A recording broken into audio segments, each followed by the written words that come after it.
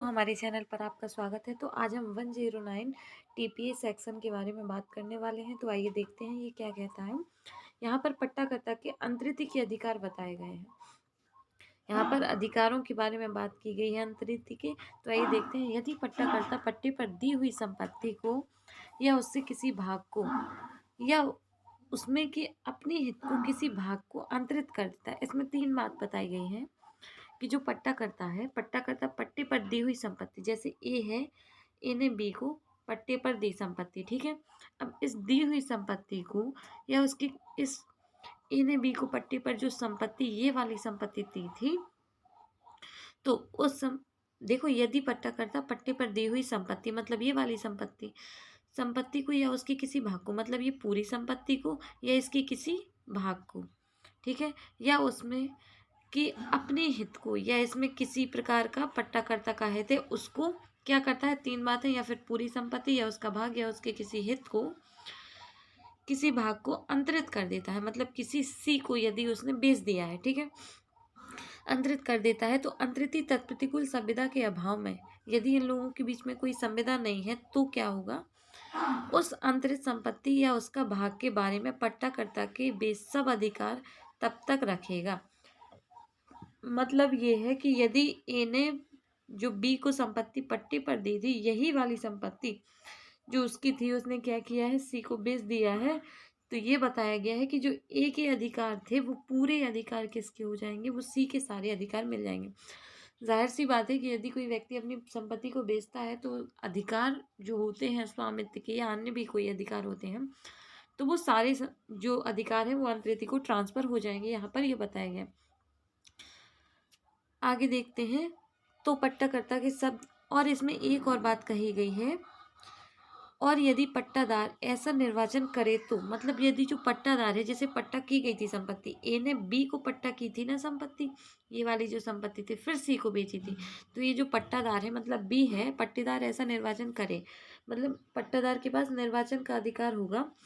कि कौन सा, कि पट्टाकर्ता के सब दायित्व के अधिन तब तक रहेगा जब तक उसका स्वामी रहता है, किंतु पट्टाकर्ता या पट्टे द्वारा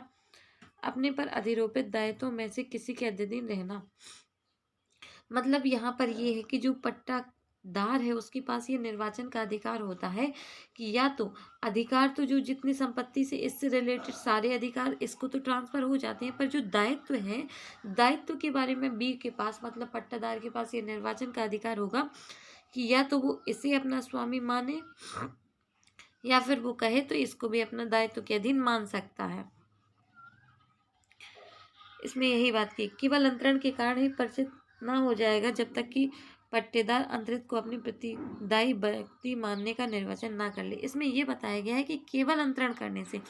यदि संपत्ति को क्या किया है कि अंतरण कर दिया है, इसके अधीन ये ना होगा कि अधिकार के साथ साथ दायित्व भी अंतरिति को मिल गए हैं, नहीं,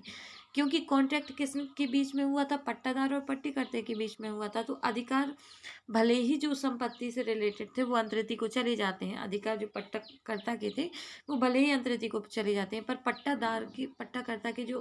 कर्तव्य हैं, दायित्व हैं, वो तभी अंतरिति को ट्रांसफर होंगे जब पट्टादार जो है वो चाह लेगा कि ठीक है, आप दूसरे व्यक्ति को, जैसे आपने संपत्ति दी है, उसको दायित्व दे दो, तो वो दायित्व के अधीन होगा। और इसमें ये बात की गई है कि यदि केवल अंतरण कर दिया है तो इस बात से ये ना समझ लिया जाएगा कि जो दायित्व हैं वो भी अंतरित हो गए हैं। इसमें यही बात की, परंतु अंतरिति अंतरण से पहले के भाटक के शोध्य बकायों का हकदार नहीं है, और यदि पट्टादार यह विश्वास करने का कारण न रखते हुए कि ऐसा अंतरण किया गया है, पट्टाकर्ता को भाटक दे देता है, तो पट्टेदार अंतरिति को ऐसा भाटक पुनः देने का दायी ना होगा। ये वाला जो पहरा है इसमें ये बताया गया है कि, परंतु इसमें यह है कि जो अंतरिति अंतरण के पहले, मतलब जो अंतरण है, जो संपत्ति बेची गई है, यदि जो अंतरिति था सी था, जिसे संपत्ति बेची गई थी, तो जब इस संपत्ति को बेचा गया था उस समय के पहले, मतलब जैसे 2017 में संपत्ति को बेचा गया था, तो 2016 से 17 तक की तो जो संपत्ति है उस पर अधिकार, उसका जो पैसा मिलता है, भाटक मिलता है, उस पर अधिकार तो ए का होगा,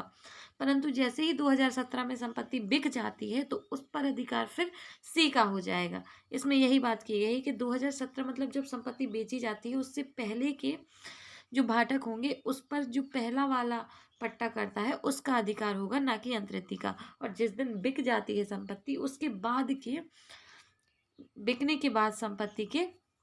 अंतरिति के अधिकार हो जाते हैं, मतलब वो उसके बाद भाटक प्राप्त कर सकता है। और इसमें एक और बात की गई है कि यदि जो पट्टादार था वो सद्भावना पूर्वक, उसे विश्वास नहीं था कि संपत्ति का ट्रांसफर हो गया है, मतलब जो पट्टादार था, जैसे संपत्ति, जैसे ए ने बी को संपत्ति, पट्टादार था, सी को बेची थी, तो ये जो पट्टादार है तो इसे पता ना हो कि संपत्ति सी को बिक गई है, तो फिर वो जो भाटक वगैरह है ए को यदि दे देता है तो वह फिर से इसे देने के लिए लायबल नहीं होगा। मतलब यह है कि यदि कोई संपत्ति है,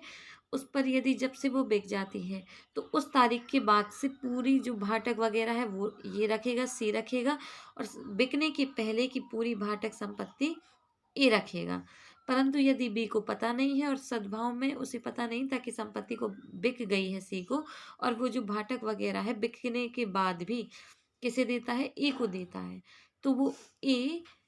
मतलब यहाँ पर बी को फिर से पैसे नहीं देने होंगे सी को, भले ही सी ए से पैसे ले ले, पर बी दोबारा से पैसे देने के लिए यहाँ पर लायबल नहीं है, यदि उसे जानकारी नहीं थी। आगे बात बताई गई, पट्टाकर्ता, अंतरिति और पट्टेदार यह अवधारित कर सकेंगे कि पट्टा द्वारा आरक्षित प्रीमियम या भाटक का कौन सा अनुपात इस प्रकार अंतरित भाटक के लिए देय है, और उसमें असहमति होने की दशा में ऐसा अवधारण ऐसे किसी भी न्यायालय द्वारा किया जा सकेगा जो पट्टे पर दी संपत्ति के कब्जे के लिए बात को ग्रहण करने की अधिकारता रखता हूँ। जहाँ पर अब इसमें एक और तीसरी बात ये बताई गई है, जहाँ पर ये है, यदि कोई संपत्ति है, उसका कोई भाटक जो भाग है या उसको ट्रांसफर किया गया है, बेचा गया है, ठीक है। अब पट्टाकर्ता, अंतरिति और पट्टेदार यह अवधारित कर सकेंगे, इन तीनों के पास यह अवधारण करने का होगा, राइट होगा, कि पट्टे द्वारा आरक्षित जो प्रीमियम है, जो आरक्षित प्रीमियम है, जो प्रीमियम है या बाटक है, किस अनुपात में दिए जाएंगे। ये जैसे कोई संपत्ति थी, उसका कोई भाग ट्रांसफर कर दिया है, ठीक है, तो अब यहाँ पर तय नहीं हो पा रहा है कि किस अनुपात में इसको संपत्ति दी जाए, किस अनुपात में संपत्ति का बंटवारा किया जाए, तो ये तय नहीं हो पा रहा है। तो ये पट्टाकर्ता, पट्टादार और अवधारित जो अंतरिति है, ये तीनों बैठकर मिल बांटकर सोच लेंगे कि इसका भाग का पैसा मुझे मिल जाए, मतलब अंतरिति को भाग का पैसा मिल जाए, या संपत्ति का पूरा पैसा मिल जाए, या फिर पट्टाकर्ता को मिल जाए, या फिर पट्टाकर्ता को भाग का मिल जाए, और अंतरिति है, अंतरिति को पैसे देने हैं। तो ये तीनों मिल बैठकर ये निर्णय ले सकेंगे कि किसको कितना दे देना चाहिए। परंतु ये दोनों, अगर ये तीनों असहमति होती है, मतलब सहमत नहीं होते हैं एक बात पर, तो फिर ये अधिकारता वाले न्यायालय में ऐसे किसी भी न्यायालय द्वारा किया जा सकेगा जो पट्टे पर दी गई संपत्ति के कब्जे के लिए वाद ग्रहण करने का अधिकार हो। मतलब यदि कोई ऐसा न्यायालय है जो वाद ग्रहण करने के लिए अधिकार रखता है, तो उस न्यायालय में उस बात को रखा जाएगा। तो यहाँ पर देखा है कि पहले बताया गया है कि यदि पट्टाकर्ता के अंतरिति के अधिकार, यदि पट्टाकर्ता ने संपत्ति को बेच दिया है किसी को, तो सारी जो बेचने के बाद अधिकार है वो अंतरिति को, मतलब जिसे बेची है संपत्ति उसके हो जाएंगे। परंतु पट्टादार है, वो पट्टादार को ये निर्वाचन का अधिकार होगा कि वह जो दायित्व है, दायित्व के लिए वह अंतरिति को लायबल मानेगा या नहीं मानेगा। अगर वह नहीं मानता है तो वो कहता है पहले वाला पट्टाकर्ता ही दायित्व के अधीन होगा, तो वो होगा। केवल संपत्ति अंतरण करने से, यहाँ पर यह बताया गया है, केवल संपत्ति अंतरण कर देने से मात्र से ही क्या नहीं समझा जाएगा, केवल संपत्ति अंतरण कर देने मात्र से ही ये नहीं समझा जाएगा कि संपत्ति के दायित्व भी ट्रांसफर हो गए हैं अधिकार के साथ साथ, क्योंकि अधिकार तो ट्रांसफर होते ही हैं। अब यहाँ पर यह है कि जो यदि संपत्ति बिक जाती है, तो संपत्ति बिकने के बाद जो कोई को बेची गई है संपत्ति, वह उस संपत्ति के भाटक वगैरह उस पर जिसे संपत्ति बेची है वह अधिकारी होगा, और उसके पहले संपत्ति बिकने के पहले की जो भाटक है उस पर पहले वाले पट्टाकर्ता के अधिकार होंगे। परंतु जहाँ पट्टादार है, वह सद्भाव पूर्वक, उसे पता नहीं है कि संपत्ति बिक चुकी है, और वह पहले वाले पट्टाकर्ता को क्या करता है, भाटक दे देता है, तो वह फिर से पैसा देने के लिए लायबल नहीं होगा, भले ही वह जिसे पहला पट्टाकर्ता को संपत्ति दे दी है, पैसा दे दिया है, उससे अंतरिति ले सकता है। तीसरी बात इसमें ये की गई है, यदि संपत्ति का भाग, यदि संपत्ति को, मतलब क्या किया गया है, उसका किसी भाग को ट्रांसफ़र किया गया है या पूरी संपत्ति ट्रांसफ़र की गई, मतलब कुछ ऐसी है इस प्रकार की संपत्ति को ट्रांसफ़र किया गया है और उसमें जो प्रीमियम भाटक हैं उसमें ये तीनों पट्टाकर्ता और अंतरिती और पट्टादार ये तीनों मिलकर अवधारित कर सकेंगे कि किसको कितना मिलना चाहिए। अगर इन दोनों तीनों में असहमति होती है कि किसको कितना मिलना चाहिए, ये सहमत नहीं होते हैं एक बात पर, तो अपने अधिकारिता वाले न्यायालय में जाकर वहाँ पर वाद दायर कर सकते हैं और न्यायालय जैसा कहेगा उस हिसाब से अनुपात में